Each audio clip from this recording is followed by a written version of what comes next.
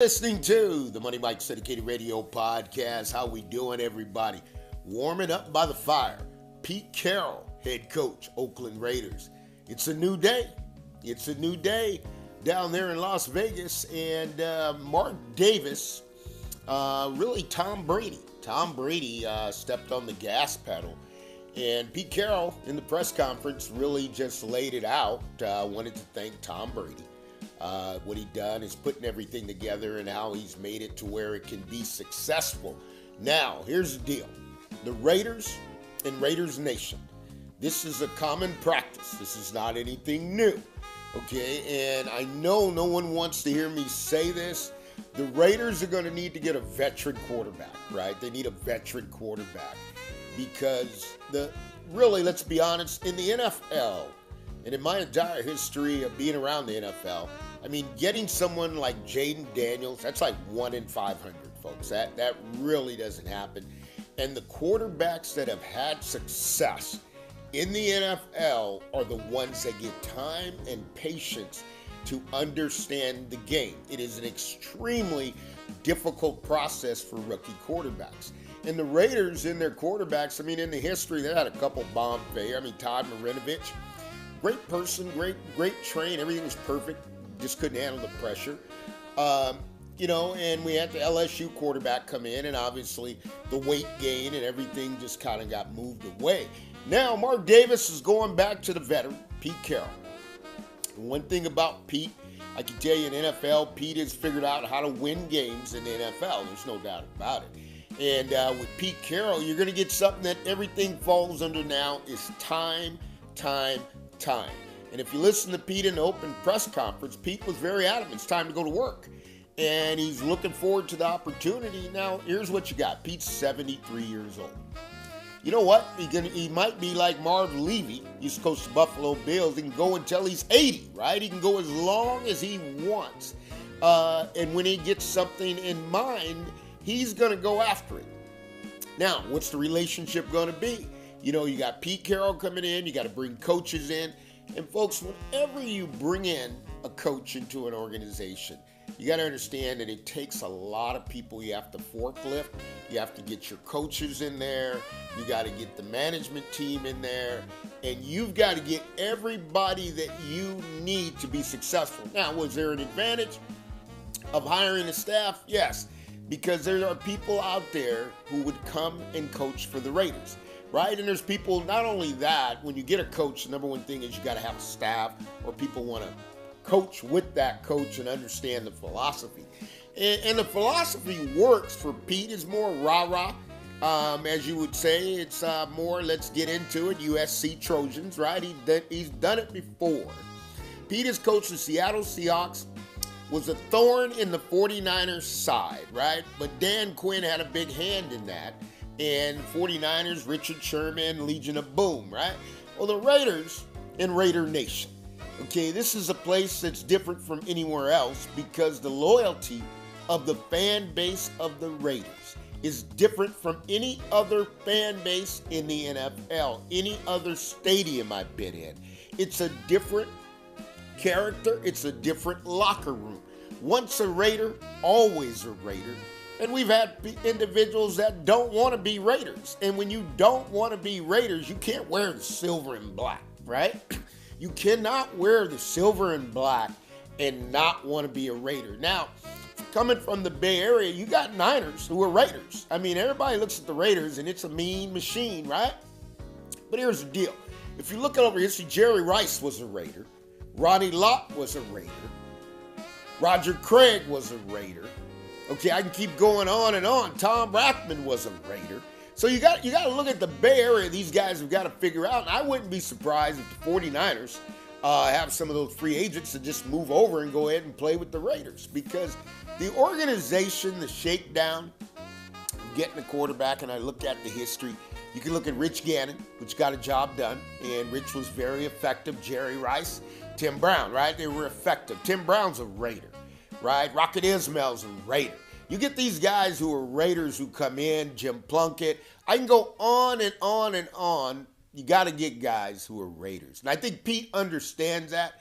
I think Pete understands being that he's from the Bay Area, the culture's different, and at some point, Pete knows he's got to have a quarterback to win, right? He's got to have a quarterback to win. And, there's one that no one ever wants me to mention the name, and I don't blame you, but him and Tom got a relationship, and I always say Aaron Rodgers, right? You got Aaron Rodgers coming up there, and Aaron and Tom have a relationship. And you got to look at it from the standpoint, would it be beneficial? Understanding Rodgers was injured coming off the leg. I don't know what's going with the Jets, but the Raiders would welcome that. And here's why it would be a big option for the Raiders. The Raiders could draft a quarterback and get him somebody in the room that can develop that new quarterback. You want somebody that has patience, give him a little time so he can take the reins. You're not going to be able to go to the NFL draft and flip a coin and draft a quarterback and say, come lead us. It hasn't worked in the Raiders organization because the Raiders have so many veteran players. And the defense right now has veterans. You got Crosby. It's time for the Raiders to make the move. This is a resurrection of the silver and black. They called in, they already called Norv Turner. They've called some very veteran coaches that have a lot of relationship. And the one thing the Raiders, when you get this foundation, the Raiders got to deal with. You got to bring a coach in. He's got to have a 5-year plan. You got to give him time to go ahead and work the plan to solidify. Because here's what happens in the NFL. You wouldn't call it as a thing of nepotism, but there's family relationships. Just look at Schottenheimer getting hired by the Dallas Cowboys, right? But you got to understand that's Marty Schottenheimer.